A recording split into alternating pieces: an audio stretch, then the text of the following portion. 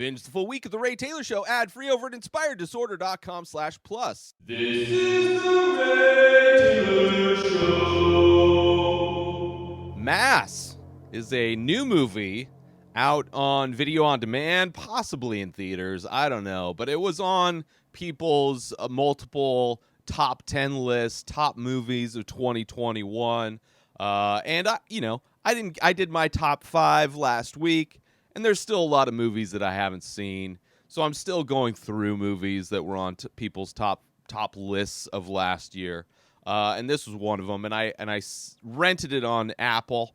And it was a movie, despite knowing that it was going to be emotionally difficult, emotionally straining to watch. Sometimes I'm in the mood to put myself through a little bit of emotional torture. At least it's like on my terms. I'm okay going through emotional torture as long as I choose to do it. Not that it's being forced upon me. So I felt in a place emotionally that I could watch this film. And let me tell you, it is emotionally not quite as emotionally heavy.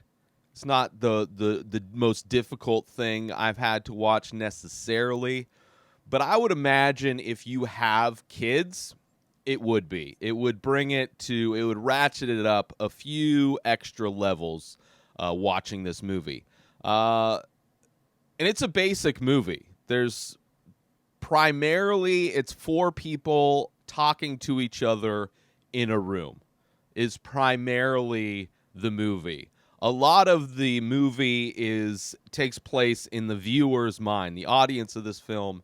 It takes place in their mind, similar to like when you're reading. You kind of envision the things that you're reading. It's the theater of the mind. That's very much what this movie taps into. But you're also seeing the emotion and just the amazing performances by these 4 actors. So I definitely highly recommend checking it out. The subject matter is something you don't really know what the topic these people are going to be discussing is. You can kind of guess. I mean, the title of the movie is Mass, but also the movie takes place in a church. So there's a little misdirect there. And some people may be able to guess what the topic is about that they are discussing. But I would say don't think too much about it. I would say go into it as blind as possible and don't listen to the rest of my review on this movie because I will spoil things that happen. But even if you watch this entire thing, I think the act of watching the actually witnessing this film is going to be far more impactful than anything I could spoil.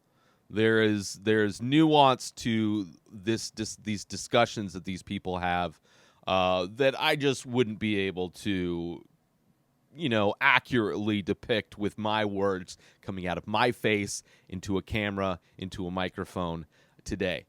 But with that said, I am going to spoil this movie.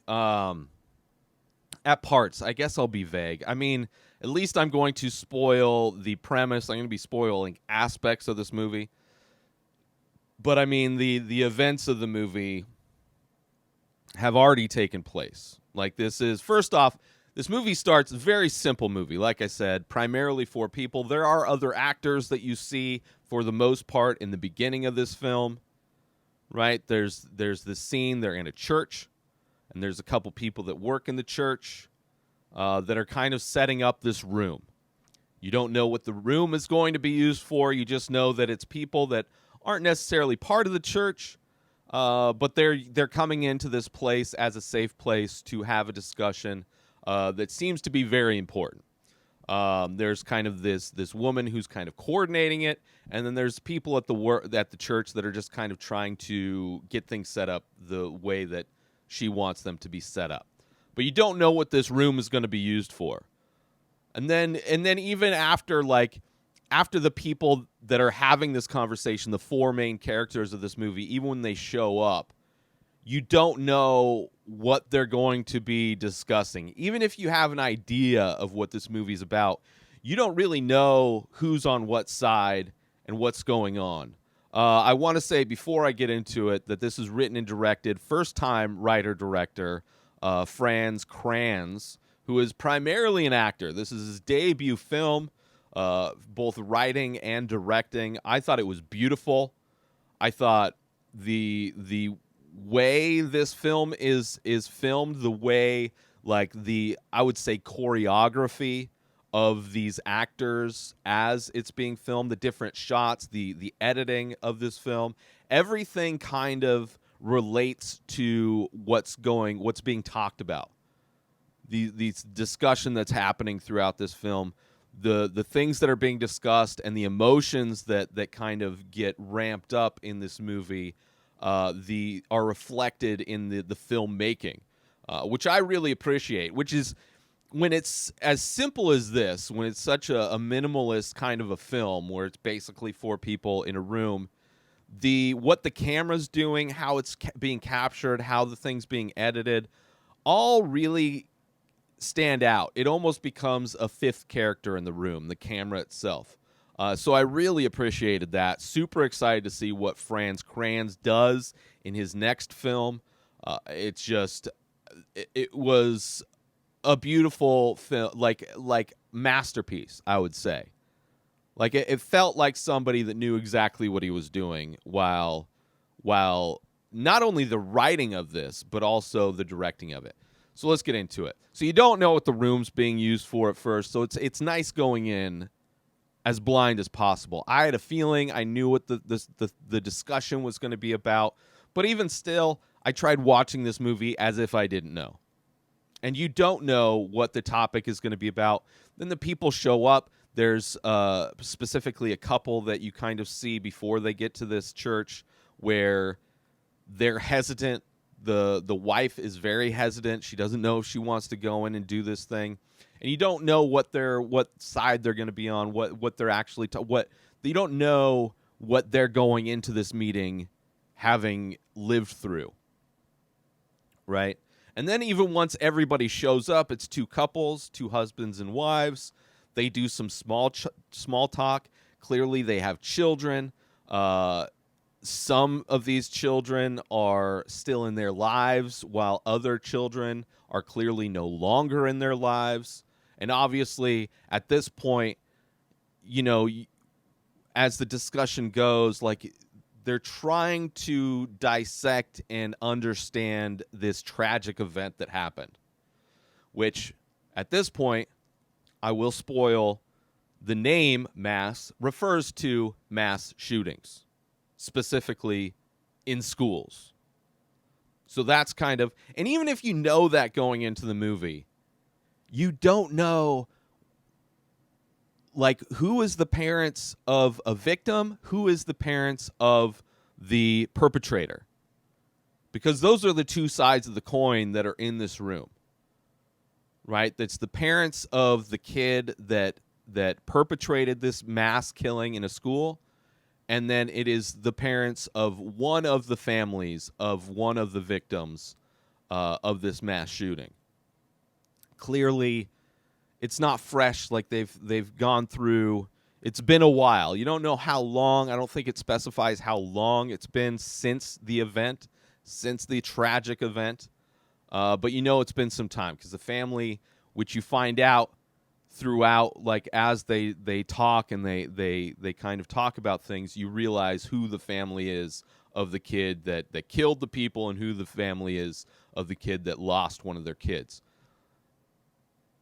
So you kind of you figure that out as they're talking, as they're discussing, and they don't directly go into it right away. It's very the restraint in the writing of this film is so good that it just gives you a little bit where you're like, oh, okay, that's them, and just knowing that they're having this conversation in general is like stressful.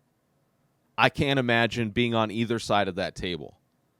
Right there, it's a round table in the middle of this room, chairs on either side, and you know, you don't want to be on either side of that table. The Many Faces is an ongoing abstract ink portrait series that I started many years ago. I release a new face every day, but go to inspireddisorder.com to check them out. So many available. But as a listener to The Ray Taylor Show, you can save 10% when you use coupon code INSPIRED when you check out. So go to inspireddisorder.com/TMF, that stands for The Many Faces. Go check them out, browse the entire collection, and when you decide on a piece, or maybe multiple pieces, make sure you use coupon code INSPIRED when you check out, and you'll save 10%. As a big thank you for checking out my work, for collecting my work, and for listening to The Ray Taylor Show. And with that said, let's get back to the show. But it's clear that the family that has lost a kid has gone through some therapy, and that this whole thing has been set up by their therapist and like okayed by everybody. Everybody's like signed off to have this conversation and to not be like accusatory, to not like attack anybody. Everybody's like in this situation trying to just get information. Like the family that lost their son, they just want to know why it happened. They want to know how a kid can get to a place where he decides to kill a bunch of people in their class.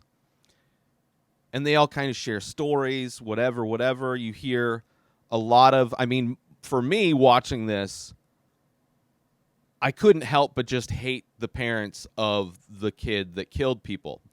And it's like, they start off immediately discussing the gun thing, because neither of them are gun people.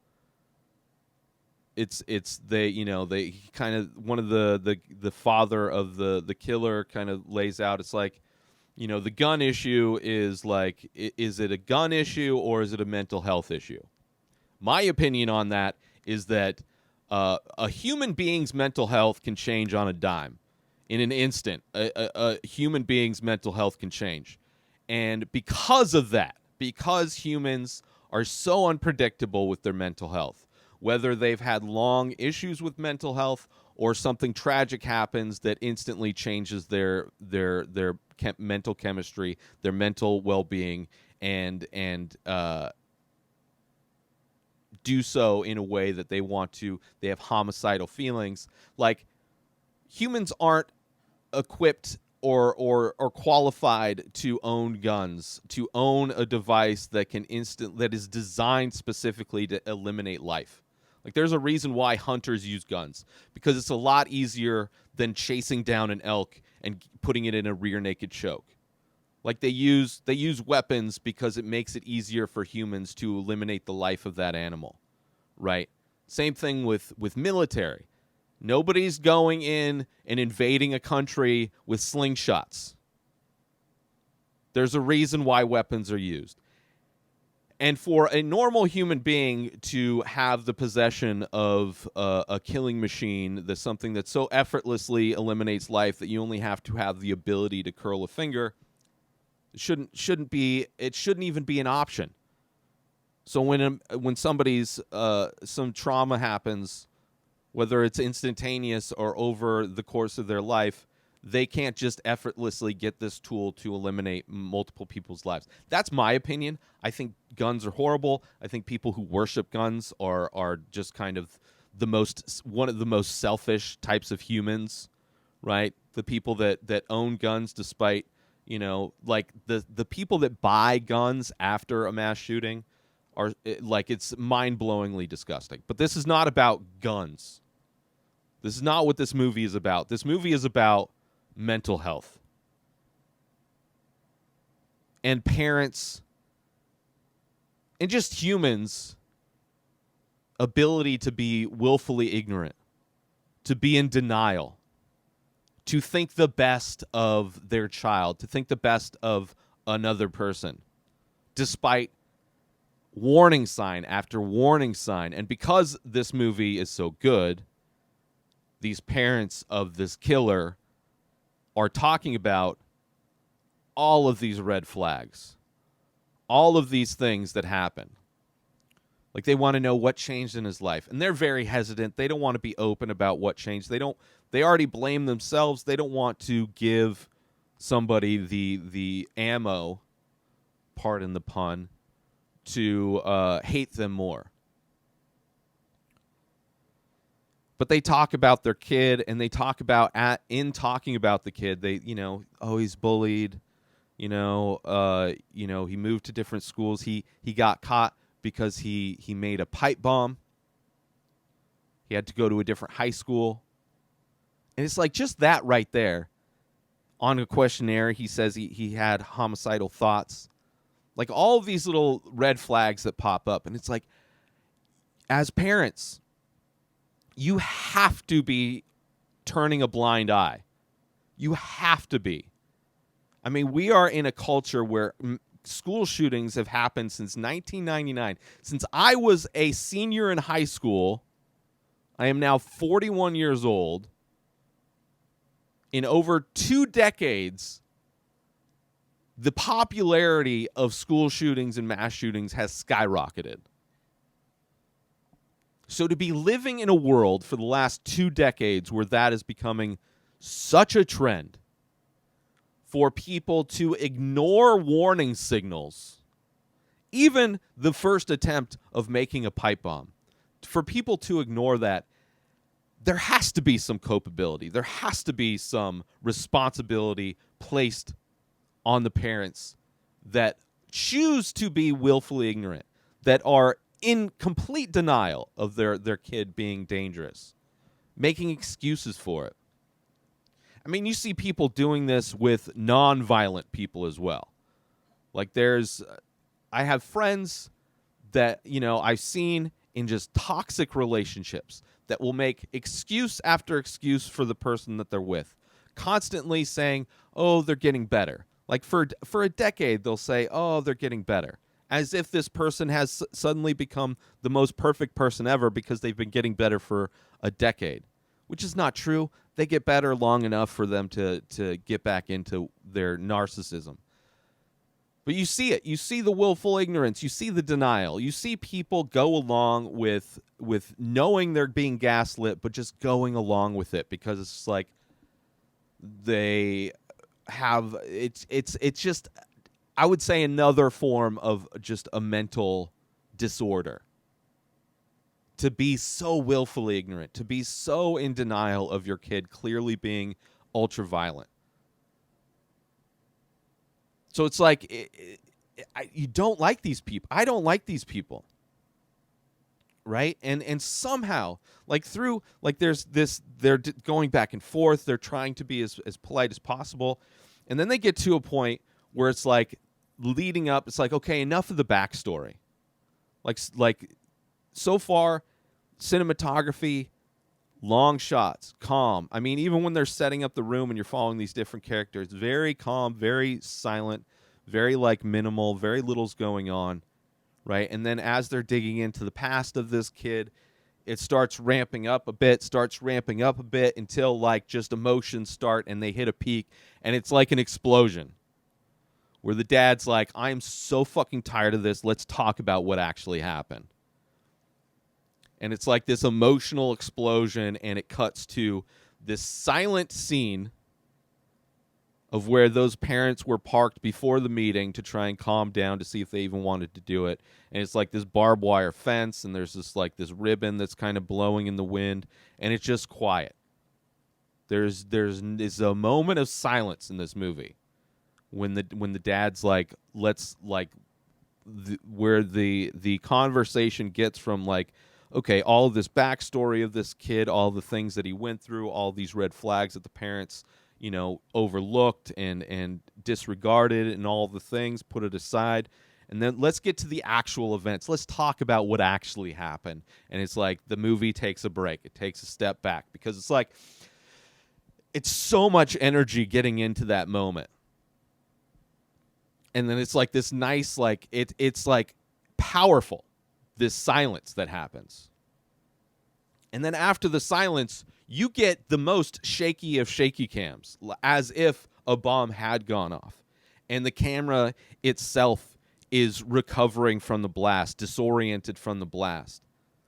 Right? As their conversation goes, as they're talking about the actual events that happen, you see people that were once sitting around this table are now starting to scatter from the table as if being debris from an explosion. That silent explosion, that emotional explosion. Right? The camera shaky, fast cuts, seeing where everybody is. Beautifully shot too, great composed shots. And then they get into it. They get into the details of what happened that day. The details of what happened to their son that day. And then the parents of the kid that, and they're not like arguing back and forth. They're like, I mean, there's a lot of emotion. There's a lot of passion. There's a lot of just a lot of energy, but not anger. I mean, maybe anger, but it's not like they're not attacking each other. Right? It's a conversation that I can't feel could ever happen. Like we are not living in a society where people are able to control their emotions to that extent to have like a legitimate conversation. Maybe there's situations like this that actually happen, but I would feel that maybe after a lot of therapy you could do something like that. But in general, you look on social media, look on TikTok, it's like people are flipping out. Usually people on one side of an issue, but this one doesn't get into politics. It doesn't it takes a step back from a lot of that stuff and just focuses on the events of this tragedy. The events of what actually happened. And the kid that perpetrated these events, when he went to a new high school after the pipe bomb incident, they didn't disclose the incident. The parents, they didn't have any. They put aside the fact that this kid said he was having homicidal thoughts, that he had talked with his friends about students that they would want to kill, because he had a new friend group now, new high school, new friend group. His new friends, their family, big gun people. That's where he got the guns. He stole them from his friend's parents. Join Inspired Disorder Plus today. Head on over to inspireddisorder.com/plus to join. Membership includes members-only discounts and deals. You get access to the Ray Taylor Show completely ad-free, as well as bonus episodes. You get access to the complete live painting archive. You also get access to every single podcast ever produced by Inspired Disorder, hosted by Ray Taylor. You get access to Ray Taylor's personal blog, as well as the opportunity to ask me any questions. So if you want to start a podcast, you're into art, ask me anything. And so many more things are being added every day to Inspired Disorder Plus. So sign up today, become a member, head on over to inspireddisorder.com/plus and become an Inspired Disorder Plus member today. But these new friends, they'd get together, they'd go to the shooting range. He learned how to use guns, probably in a safe way, too. Because why not? If you've been thinking about this for a while, why not get good at it? Why not make sure that you're prepared? He was doing preparation. Most of his life for this event. And the people around him just wrote it off as like, oh, he's having a hard time. Which in middle school, I was depressed. I was so depressed. I mean, most of school, but middle school was kind of the peak of it. Middle school was like suicidal. Now, if things had changed, if I had been in a different situation, if I had like guns accessible to me, because for me going to school, it was like, it wasn't just a bully. Like everywhere I went in middle school, I was bullied. I was a kid who had like hand-me-down clothes, even though I'm an only child. I had clothes that didn't fit me. I hit like a growth spurt or whatever. I had dandruff. I'm going through my changes of hormonal changes, whatever. My clothes don't fit. I'm fat. I'm having pimples. I have dandruff. I would get picked on in class, inside class. Teachers would completely ignore it. I remember once I got my head pulled back, my throat karate chopped, and then my free lunch tickets, because I was poor, so I got free lunch tickets. I had those stolen from me right in front of the teacher. Nothing ever happened. Right? Multiple classes. Like there was that class, there was an English class. I didn't give a shit about school. I didn't give a shit about teachers. I would step out of class. The only kind of respite I had was I carried a basketball with me, because my friends that I didn't have any classes with, I would meet up with them at lunchtime, and that was the one time I was around people that I liked, that liked me, treated me with respect. We'd go play basketball. But when you're a fat kid with dandruff that clothes don't fit, and you step outside with a basketball, you're going to get tons of people just ripping that ball out and then kicking it across campus. So now I have a decision. I can just say goodbye to this basketball, which I will not get another basketball until maybe another birthday. It's not like people are throwing money at my basketball dreams, So I can either say goodbye to the basketball and get to class in time, or I can track the basketball down, show up late to class, and then I get in trouble. Constant. And then I'd go home, and it was just like, I wasn't really a valued person in my house, even though I was one of two people in that house. So in middle school, I really didn't want to be alive anymore. I did not want to be alive. I didn't like going to school. I didn't feel comfortable or safe anywhere in existence. So I know what bullying's like. And maybe if I had like friends that had guns, maybe, this was way before school shootings. Now, that would have been in my head. And I could see things being different for sure.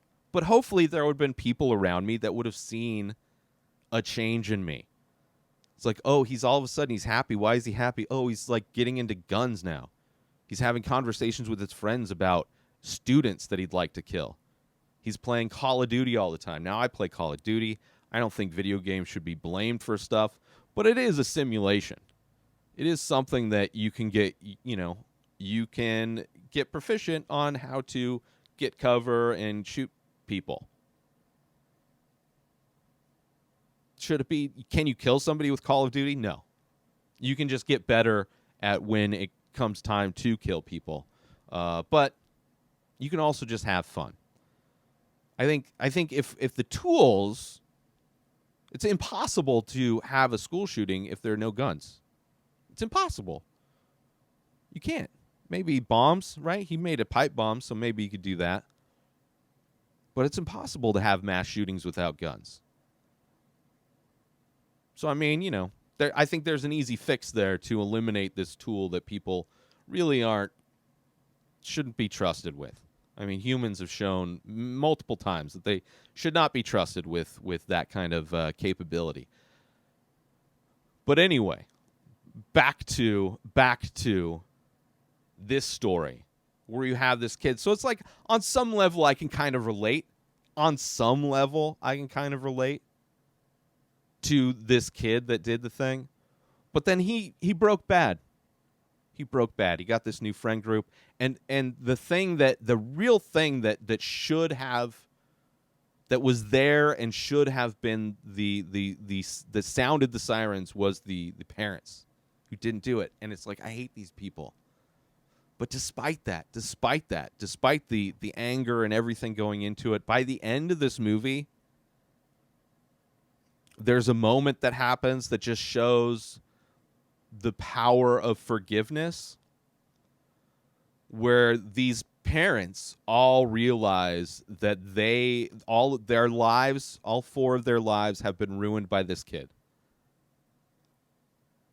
And the parents of that kid, as said in this movie, are the loneliest people in the world, because they have everybody thinks similar to me, that it's like they should have seen. And it's always that thing, the shoulda, coulda, woulda, hindsight's 20/20, all that stuff. But still, I think it's so easy for people to just ignore. It's easier for people to ignore bad situations than it is to deal with it. And this is just another example of that. But there's this moment of like this just insane power of forgiveness that happens at the end that you don't really expect. But in that moment, right, there's ramping up emotions to this explosion of silence. Everybody's scattered now in the room. The camera can't even hold steady. The camera is all over the place. And then they start sharing these personal stories that have nothing to do with it. Just trying to remember, have good memories of the kids that they lost, which they have other kids too, right? So it's not only affected the parents, but it's affected their siblings as well. But as they're telling these stories, it humanizes the whole situation. It kind of brings everything to like a realistic level of like how complex humans are, how complex life is.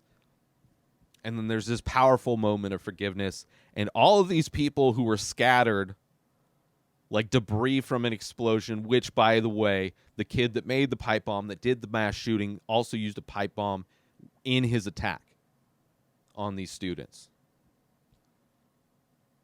So all these people come back together in a different part of the room in a circle instead of being on two sides of a table. They come into a circle, and it's like this beautiful moment. And then there, you know, it like very important movie, very well done. Like a movie that tackles a subject in a way that nobody talks about. Every time there's a mass shooting thing, it becomes guns, and then the people that are pro-gun are just, they pass it off as, oh, it's just a mental health problem. But nothing gets done ever. And I think that if, like, more people, if society could somehow come together and have honest discourse between one another, that you could start to heal and maybe start to get on the same page of how we fix this. But it was just the system that was in place, that's in place to kind of see these things happen, see these things coming before they happen, failed. The system failed. The parents failed. But also, we shouldn't have access to, like, artillery. Like, that shouldn't be, like, such a part of our culture.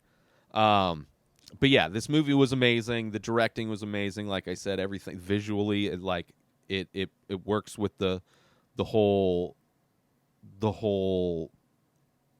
story, this ride that you're going on, this emotional ride that plays out in your head. You don't see, it's like there's no reenactments of this thing. It's just you're seeing these parents talk. Amazing acting. The actors, by the way, you have Jason Isaacs, who is the father of the son who died. You have Martha Plimpton, who is the mother. You have Anna Dowd, who is the mom of the killer.